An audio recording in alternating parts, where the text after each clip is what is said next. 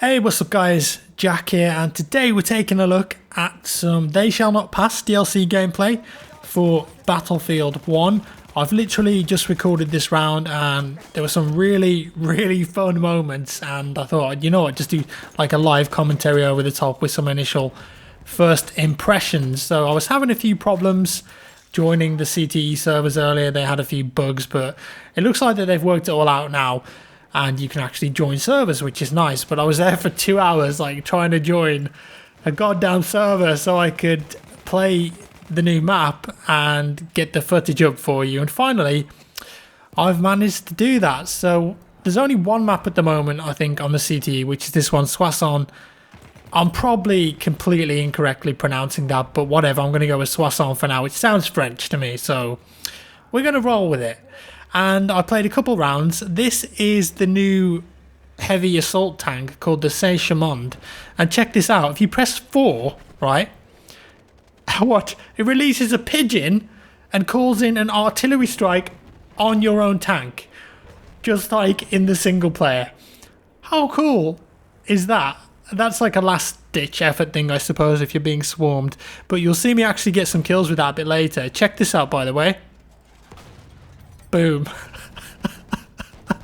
Second shot with the Saint-Chamond just blasted him out of the sky. It's like, that's pretty damn good. It's like a field cannon on the front, but it's a really long tank, and you can get 5 people in there, I think, and boom, that horse goes bye-bye. Nice ragdoll there, dies. Thanks a lot for that. And there's another tank here on the right. Fortunately for me, he's already pretty low, so I just like smash him one more time. He's disabled, he's out there, boom. Goodbye, thanks for playing. And I'm going to push up to the D point now. This map, this was 64 players, by the way, on Conquest. It's actually quite a small map for 64 players, but my initial thought was, you know what, that's going to be pretty messy. But after having played a few rounds on it, I think I've played 3 rounds now, it actually works out quite well. I think maybe 1 or 2 less tanks. But here, I'm like, you know what, screw it. Let's press 4, send the pigeon out. I'm going to die. And I actually end up getting the kill with it, which is incredible. And then the tank blows up. So even in death, you know, the pigeon saved my ass. And we managed to pick up the kill. But like I was saying, if you look at the kind of layout of the map, it is a bit messy sometimes, and as I said, I think I get maybe a few too many vehicles on the map, and I think most people will share that sentiment. But I did actually get some really fun and interesting sniper and infantry moments that you don't really get on some of the vanilla maps. I mean, I'm a really big fan of the French maps in the game, like these kind of maps that you're seeing here with the French hillside, French countryside, and they kind of open up for these really unique, interesting infantry moments. And you'll see some crazy infantry moments later on in the video where it's just like a mass of my team going up a mass of their team, all pushing for a flag. And there's also lots of trench areas on this map as well, which is quite nice. I mean, this one, the C point, is called the Lubeck Trench. And this one sees some quite intense fighting, especially when you've got the bombers overhead just dropping bombs in there. And you'll also see me in a bomber later on just absolutely dominating that point on the, you know, the front gun that you get on the bomber. It's just insane. It's like an AC-130. But because of the level design and because there's like so many trenches and open areas, if you've got a good pilot flying you around, you can just go absolutely ham with that thing. And like I said, you'll see that. But here you see is one of those moments where it's like a body of like maybe 10 to 20 players pushing towards an objective. And this map also has some of these really cool sniping opportunities as well. Up on this hill here, you can see down to the B point, and you also get a really good overlook on the A point, although that's quite a hard shot. But that tank there actually was using the 4 ability where he sent the pigeon out. Unfortunately, it didn't work out. Look at this little treehouse thing here. Support player there. Didn't quite suppress me enough, so I was able to get that follow-up shot there. But this area up here, as a sniper, you just get this great overlook of that entire B point, and you can pick people off like crazy, man. I mean, this guy just happened to stand still at the right moment for me, and I got him. And then all of a sudden, you just got this massive village area which is opened up, and there's so many sniping opportunities there. And luckily for me, there weren't any enemies around me at this moment in time. And I think because people are still learning the map, they're not really looking at those spots where you might expect snipers to be. And there's a couple guys over in the field way away. That sniper spotted me, but fortunately I tagged him, get the second guy, and I'm like, you know, that felt pretty damn good, man, that long-range sniper shot. I don't know what they were doing behind those hay bales, but as you can see, great overlook here. And I think I get one more kill here as well. Do I pick it up? No, that's a miss. That was a bad shot. Yeah, it's that sniper I killed. He's come back for more, but I was ready for him. I was totally ready for him. But I'm going to relocate now because I'm like, right, that guy definitely knows where I am. Let's move. See if we can get this guy in the trench. Boom. Sniped his head off. He's gone. And I thought this one should have been a hit. Looked like a hit to me, but maybe I missed, whatever. And now I've made my way down onto the flag and try and PTFO for a bit, cap the objective. It's just getting constantly bombed. Just bomb, bomb, bomb. Nice little no-scope into the knife there. Very nice indeed. Turn around, and there's a cavalry guy. Not going to beat him. I've kind of accepted my fate. Slide around. Maybe I can get lucky.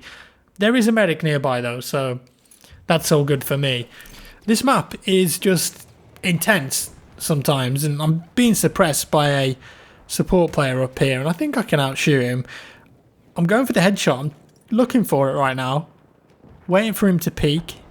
He doesn't want to show his head at the moment, and I don't want to give my position away. There he is.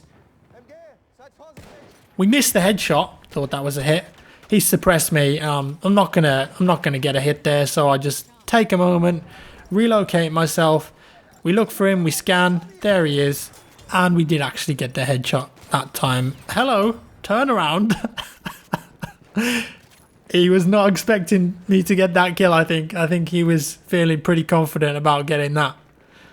But again, fighting over this B point. And look at this.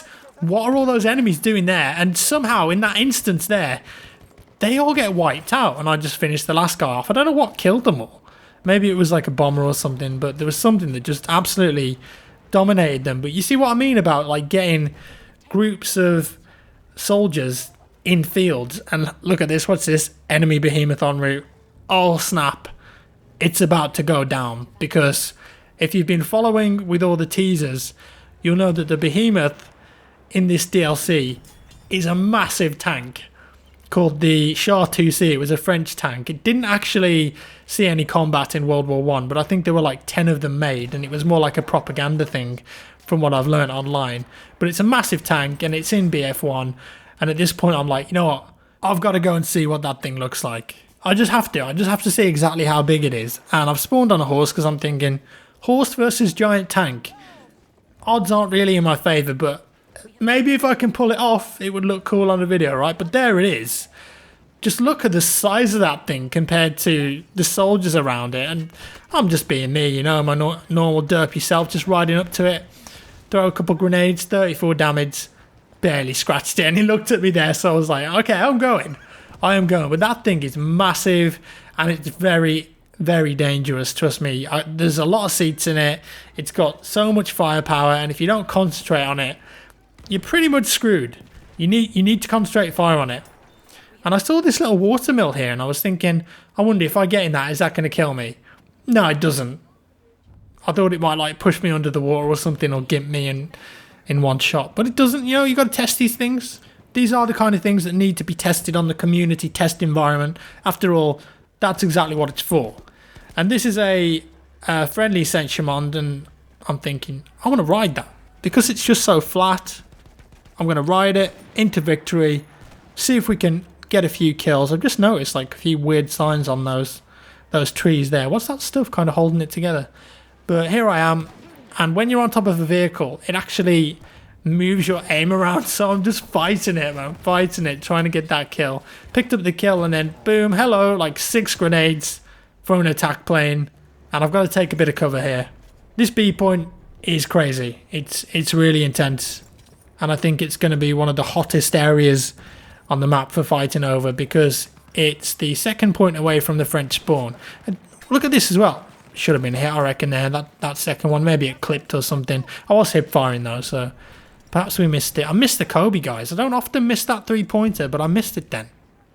I think it's because it's those light anti-tank grenades and I'm not kind of used to the weight on how to throw them in the water here. Someone said in the chat as well that the water actually like builds up and floods when it rains, but I don't know if they were trolling because I didn't see that myself, but it's possible that that's the case. Back on the horse again.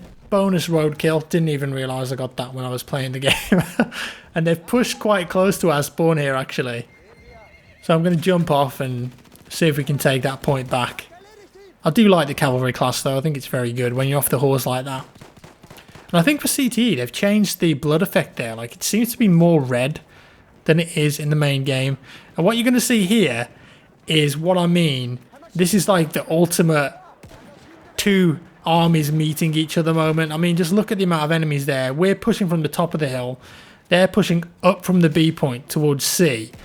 And you just get this epic moment, guys. Like, there's explosions going off. Bombers flying around. We're trying to finish these guys off with the pistols. And just look. I mean, it looks like a war, doesn't it? Like, that's what this map does really well on first impressions. It creates lots of kind of pockets of war. Pockets of war? Maybe that's what DICE were going for. I'm not going to out-snipe that sniper because he suppressed me, so we'll just forget about him. Have another go later. Now what you're going to see here is some disgusting bomber gunner kills. This pilot that was flying me around was very good. This M1918 Frank guy, and there was another guy in a different round, which I'll show you in a second. Just really good at kind of lining it up. And when you're working with the pilot like this and spotting and staying at a high distance and you don't have to deal with AA all the time, it's just disgusting, guys. The amount of kills you can rank up with. Look at this trench here. I mean, that's just literally fish in a barrel. There's nothing they can do there. So if you fancy racking up a load of kills, then I think this map in the DLC, get yourself in a bomber. Look at this. Look at the amount of enemies there. Ridiculous. And I'm so high up here that they really haven't got a chance. And it's easy. So if you want to get a load of kills and not play the objective, you can do this. I mean, I kind of find it boring after a while because I just think it's a bit too easy, especially if they're not trying to take you out with other planes or AA. But I just prefer to be on the ground and playing the objective and getting stuck in. But just look at this. I mean, I think that was a double or triple kill there. It's just a bit too easy. But I suppose in a way you are helping your team because you're wiping out their pushes towards the objectives. And because of how the map is, if they're not at that B point, or arguably I think it's the E point where there's like the ballroom blitz style building, they don't have much cover really, and it's just completely open house. So I think bombers are going to be very, very effective on this map. I mean, look at that. If I mean 1, 2, 3, 4, 5, 6, 7, 8, 9, 10, 11. I'm in a spot like 11 there. So I'm helping my team there on the ground. They're all going to be spotted. I can put out some damage. The guy that's flying the plane can also drop bombs.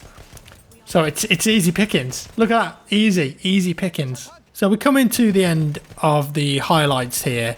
And one thing I wanted to say, there's a big change in this version of the CTE patch to grenades. And they've changed the way that grenades are resupplied and also reduced the number of gas grenades that you start with to 1. So it was nice to not have gas everywhere. It was brilliant. And it really improved the gameplay, I think. Check this out. Actual Easter eggs. They did these on Flood Zone, I think. In BF4, they had these Easter eggs just hiding in one of the wooden shacks. But they've actually put some up here. I think they're just taking the piss at this point. When someone else said to me they found more of these on the map. So I think that it's just the CTE devs just having a bit of a laugh with that. I don't think that actually means anything. So we're coming to the end now, guys. A couple of really good games there that you saw. Some cool highlights. And like I said, on first impressions, I did really enjoy this map. And I think most people in the chat in the game were having a lot of fun with it.